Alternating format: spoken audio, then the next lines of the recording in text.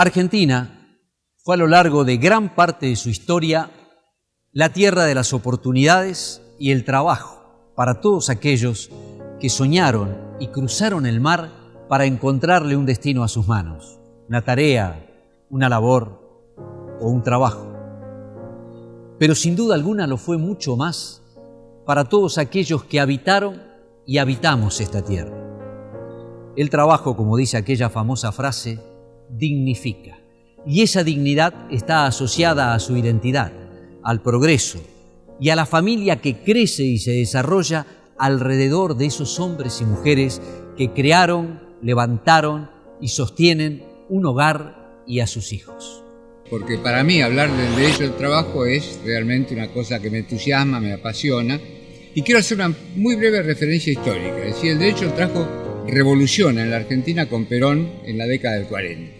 Ahí se avanzó muchísimo, realmente el protagonismo de los trabajadores, la dignidad, el ejercicio de derechos fue el principio de una hermosa aventura que por supuesto tuvo sus retrocesos, muchos retrocesos, y cuando se recupera nuevamente en el año 73, nuevamente con Perón. Y esto sí lo quiero mostrar un documento histórico, para mí me lo regaló Gualdini, es un anteproyecto de ley de contrato de trabajo que elaboraron los trabajadores, con los dirigentes sindicales, con especialistas, con muchísima participación popular. Esto tiene que ver con la cultura del trabajo y con la información, porque la información es poder. Los trabajadores estaban informados de sus derechos. Lo sufrí casi diría, porque a veces yo atendía la consulta en los sindicatos.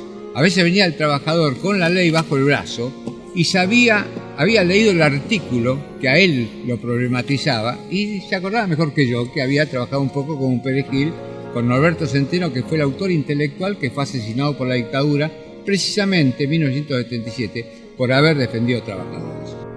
Bueno, la construcción de las leyes de esta década vino de la mano de una permanente iniciativa en función de la inclusión de los sectores más desprotegidos de la sociedad. Empezando por la recuperación de la capacidad adquisitiva del conjunto de la población y avanzando hacia los sectores que eran más vulnerables y más vulnerados en toda la historia de las políticas del neoliberalismo.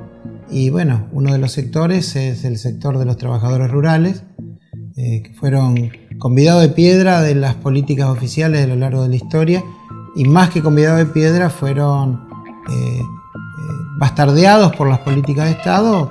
Con solo decir que en el año 80 se lo sacó de la ley de contrato de trabajo por un decreto de Videla y Martínez de Oz y se le suspendió el derecho de huelga, se suspendió las paritarias, se reinstauró las jornadas de sol a sol. Basta eso como ejemplo para demostrar cómo los trabajadores rurales fueron considerados trabajadores de segunda en la República Argentina e invisibilizados en el imaginario popular. basándonos en la historia del peón, del Estatuto del Peón General de 1947, que el peón ganaba logros, ¿sí?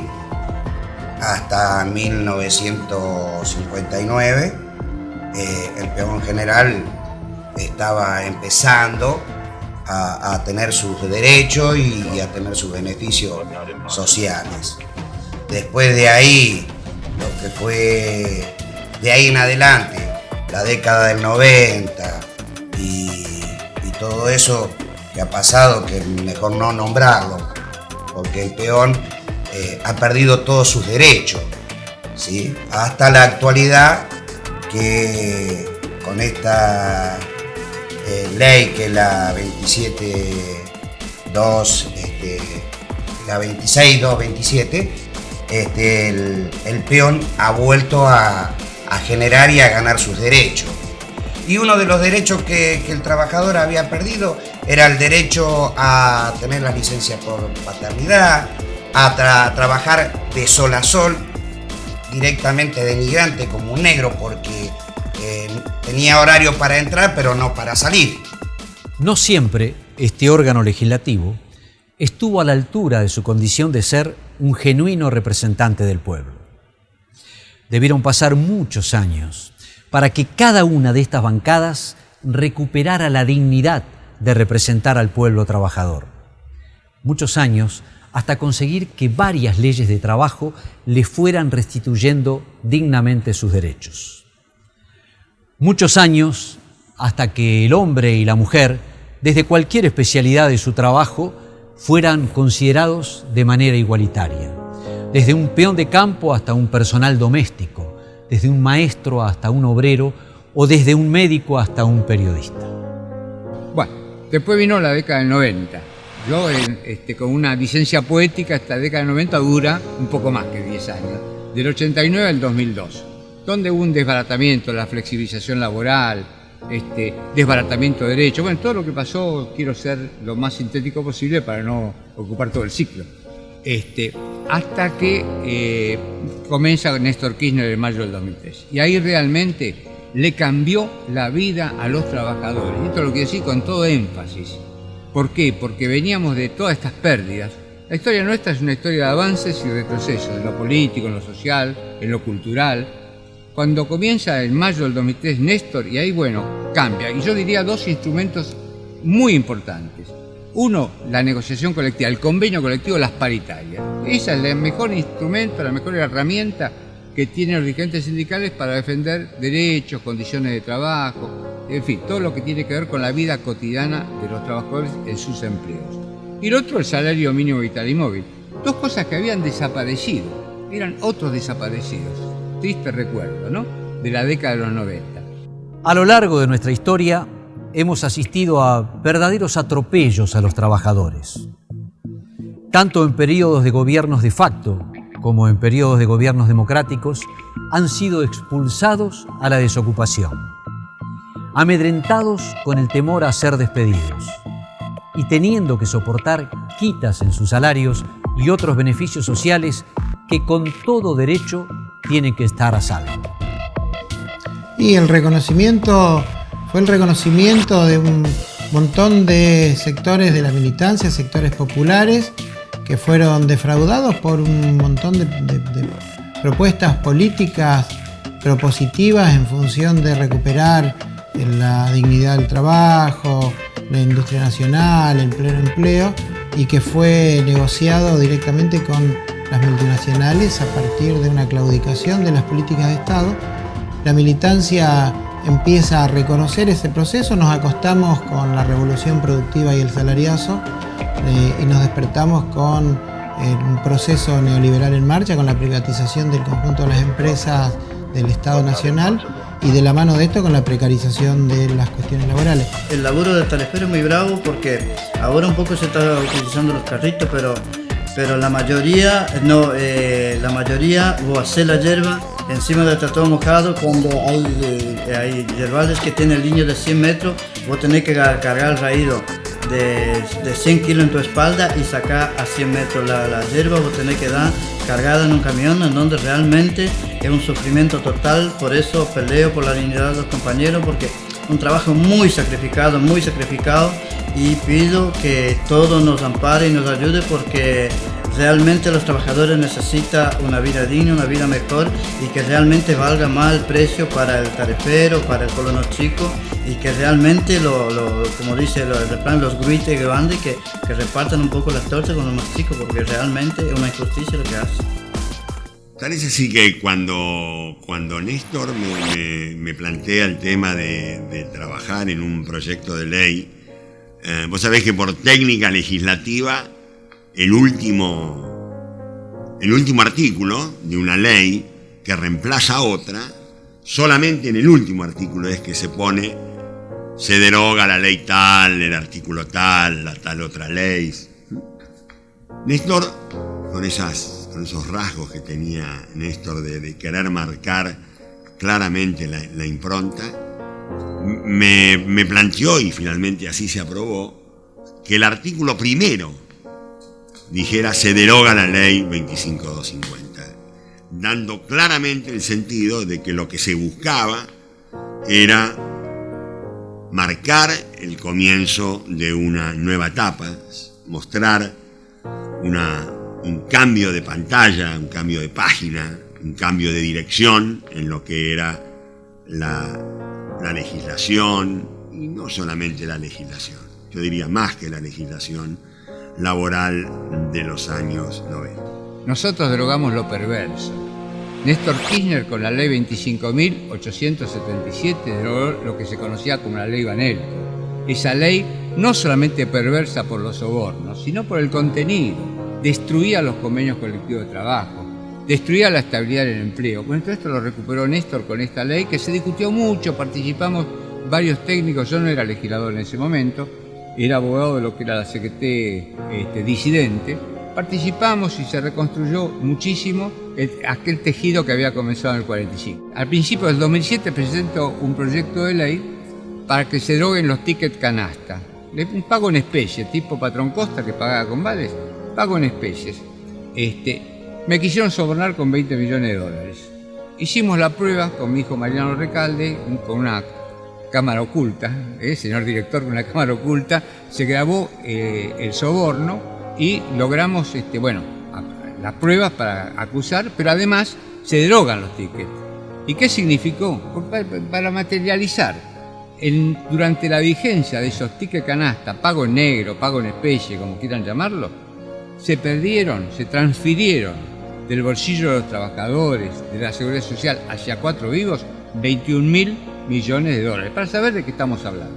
A partir del año 43, 17 de octubre, 8 de octubre, se aprueba el primer Estatuto del Peón Rural, que por primera vez le da derechos a los trabajadores rurales. Los trabajadores rurales no tenían ningún tipo de derecho, eran seres anónimos que vivían en los establecimientos rurales, que trabajaban de sol a sol, que no tenían ningún derecho laboral, no tenían derecho ni a jubilación, ni a obra social, ni a vacaciones. Y bueno, se instaura y se define el primer Estatuto del Peón Rural, que consagra un montón de derechos laborales vinculados a vivienda, a transporte, a horarios de trabajo, a salarios mínimos, que, digamos, si bien son un avance importantísimo respecto a lo que había anterior a esto, anterior al año 43, son nada o son muy escasos vinculados a los derechos que consagra el segundo Estatuto del Peón Rural, que también se da en un gobierno peronista, también se da en un gobierno de corte nacional y popular, y que no hace otra cosa que reconocer estos derechos. La negociación colectiva difícilmente se hubiera podido desarrollar si hubiéramos dejado supérstite la ley 25250. Pero además de la reforma de la ley, hubo una decisión política, una voluntad de sostener el proceso de negociación colectiva más extenso que haya conocido la Argentina. Nunca, en toda su historia, la Argentina había tenido 10, 11 años, 12 ya, de negociaciones colectivas todos los años.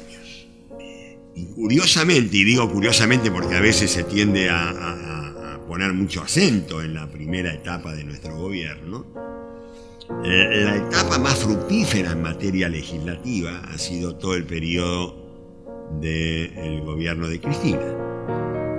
Durante los años 2010, 2011, 2012, 2013, se han sancionado un conjunto de leyes que yo creo que son históricas, definitivamente, que van a marcar una etapa, como son la ley del Estatuto del Peón, digamos, la ley de los derechos de los trabajadores rurales, la ley para las trabajadoras y trabajadores de casas particulares, la ley que convierte, primera ley en América Latina, que convierte al trabajo, el uso del trabajo infantil en un delito, y finalmente esta ley sancionada este año de defensa del trabajo registrado y en contra del fraude laboral, ¿no? Una ley muy importante que está empezando a dar sus primeros pasos en la aplicación práctica. Hay una muy fuerte decisión política del Estado Nacional de abordar uno de los temas más postergados en el marco de los derechos, en el marco de la inclusión, como es el trabajo, la cuestión del trabajo rural. Como todo derecho primario e indiscutible del ser humano, el trabajo ha sido y debe seguir siendo cuidado por todos aquellos hombres y mujeres que han legislado y lo siguen haciendo para preservarlo, para ponerlo a resguardo de cualquier especulación, de todo acto inescrupuloso que lo percibe apenas como una variable de ajuste, que puede disminuir, crecer o directamente desaparecer según le convenga a los intereses de los grandes grupos de poder económico. Uno de los derechos que había perdido el trabajador en la década del 90 y no tenía derecho a reclamar, no tenía derecho a participar en una institución gremial, no tenía derecho como los que hoy el Renatea se le está brindando, ¿sí? Que en aquel tiempo el trabajador golondrina en el 90 no existía. Era un trabajador en negro que cobraba más grossueldo, que no podía tener derecho al fondo de desempleo, que no podía tener derecho a una jubilación por mantenerse totalmente en negro, ¿no es cierto? Ese derecho, del derecho a la licencia, a las vacaciones, el derecho a tener salud, que eso también se había perdido en la década del 90 porque el trabajador golondrina, denominado golondrina hoy, con la nueva ley, es el trabajador permanente discontinuo, ¿sí? ¿Qué significa de ser trabajador golondrina a ser hoy el trabajador permanente discontinuo? Es que el trabajador golondrina había perdido esos derechos en la década del 90. Hoy, el trabajador permanente discontinuo, que deja de ser golondrina, tiene los mismos derechos que el trabajador permanente. La licencia por vacaciones, la licencia por paternidad, derecho a la jubilación, derecho a la salud. Pero aparte de todos esos derechos, hay un derecho sumamente importante, porque, por ejemplo, el trabajador de la papa, el cosechero. El cosechero era uno de los trabajadores que se le pagaba a la bolsa lo que se le daba la gana al empleador. No, y el trabajo en el campo, por ejemplo, el trabajo de la yerba, que es el trabajo más sacrificado, que los trabajadores cuando van a trabajar iban arriba de camiones que hoy están yendo, se está con la nueva ley, se está apretando, el ministerio, Renatea está trabajando muy bien en esto, que realmente los compañeros pueden tener un vehículo para ir a laburar como colectivo, una combi, realmente en donde creo que el año pasado todos vieron la desgracia que tuvo, en donde murieron 8 compañeros de tariferos, en donde volcó un camión que no tenía freno, la patronal tenía dado el camión a préstamo, que encima del camión estaba medio preso, y yo creo que esos son todos beneficios que los compañeros hoy están viendo, porque yo quería que ustedes vean cuando toca de subir un camión con helada temprano, que hace mucho frío, el frío y el rigor que pasaban los compañeros. Hoy está mejorando, los compañeros están contentos porque realmente no pasan ese frío, no se mojan porque los compañeros salían a trabajar temprano, llegaban del intervalo y ya tomaban una lluvia y volvían, que realmente yo, por ejemplo, hoy mismo tengo problemas en los huesos, en los brazos, por la misma frialdad, por los mismos temas Por eso hoy estoy enfrente de los trabajadores peleando y que realmente se cumpla todos sus derechos. Hoy, el trabajador golondrina o permanente discontinuo tiene derecho a una vivienda cuando llega de una provincia a otra a trabajar, ¿sí? Está cuidado y protegido por el RENATEA, que es el Registro Nacional del Trabajador Agrario, que se preocupa porque ese trabajador, cuando viene de la provincia de Santiago del Estero, Corrientes, o Chaco, Tucumán, sea instalado en una vivienda como corresponde, que la comida ya no se la pague más el trabajador golondrina, sino que hoy la ley lo habilita para que el empleador, como corresponde, ¿sí?, le brinde la comida y no la tenga que pagar más el trabajador como la pagaba en la década del 90, que encima que cobraba su sueldo, el trabajador tenía que desembolsar de su propio bolsillo, que no hacía falta, porque el empleador, antes de pagarle el sueldo, antes de que se vaya a la provincia, ya le descontaba lo que se había gastado en comida a ese trabajador. Bueno, y después hay una serie de leyes que tienen que ver con ampliación y recuperación de derechos. Algunos arrebatados por la dictadura, otros por el mismo y otra ampliación. Tal vez los más importantes que yo podría citar para hacer un resumen y no ser muy exhaustivo: recuperar el estatuto del peón, eso que en 1944 sancionó Perón, que después la dictadura derogó. Otra vez los trabajadores rurales tienen todos los derechos que tienen que tener. Una ley que es una ley de género, una ley de patria grande, y es la ley del estatuto de los trabajadores de casa particulares. Digo de género porque el 95% son mujeres, es decir, sin eufemismo, es una ley de género. Empleadas y empleadoras al mismo tiempo son mujeres. Entonces, ¿por qué iban a tener menos derechos una trabajadora en una casa particular que una obrera textil o una empleada de una tienda de comercio? Tienen los mismos derechos. Pero no puedo dejar de decir que estas mujeres a las que equiparamos en derechos son las mismas a las que muchos dirigentes de la oposición cuestionan duramente cuando son parte de la Argentina Trabaja, cuando cobran la asignación universal por hijo o cuando deciden participar políticamente. Y otra cosa que para mí fue, como diría Roberto Ar, casi un juguete rabioso, fue qué pasa con la explotación del trabajo infantil. Ahí me costó bastante pelearla acá en este recinto, porque cuando gana el 2009 la oposición, en el 2010 y el 2011, el oficialismo éramos minoría, que era la penalización de la explotación del trabajo infantil. Claramente, coloquialmente, aquel empresario que explota a un chico, una chica menor de 16 años haciéndolo trabajar, tiene que ir preso. Se sancionó después de 2 años que ni siquiera lo habían tratado en comisión, no había dictamen. Ganó Cristina el 2011. Estamos hablando nada más que para que todo el mundo tenga conciencia de que lo que se consiguió hay que cuidarlo.